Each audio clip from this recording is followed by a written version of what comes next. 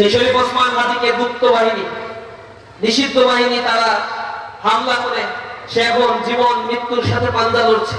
জুলাই বিপ্লবের অন্যতম একজন সেনানায়ক, আকর্ষণীয় একজন নেতৃত্ব, আধিপত্যবাদের বিরুদ্ধে যার কণ্ঠস্বরকে তিনি জারি রেখেছেন, যিনি আমাকে বারবার বলতেন এই গুলিবিদ্ধ হওয়ার 2-3 দিন আগেও বিভিন্ন ভাবে আমাদের সাথে কথাবার্তা বলে আশঙ্কা করতেন যে আমাকে হত্যা করার জন্য চক্রান্ত করা হচ্ছে। আমরা বারবার তাকে রিকোয়েস্ট করতাম, হাদি একটু সাবধানে থাকো, এখন বের হয়ে না। সে বলছে মৌতের ফয়সালা আসমান থেকে হয়, আমি যদি ঘরের ভিতরে থাকি তাও তো মারা যাবো। সুতরাং কোন রাজনীতিবিদদের এটা শোভনীয় নয়, সে ঘরের ভিতর থেকে মৃত্যুবরণ করবে, রাস্তায় দাঁড়িয়ে মৃত্যুবরণ করার জন্যই আমার জন্ম হয়েছে। সেই শরীফ ওসমান হাদিকে গুপ্ত বাহিনী, নিষিদ্ধ বাহিনী তারা হামলা করে সে এখন জীবন মৃত্যুর সাথে পাঞ্জা লড়ছে।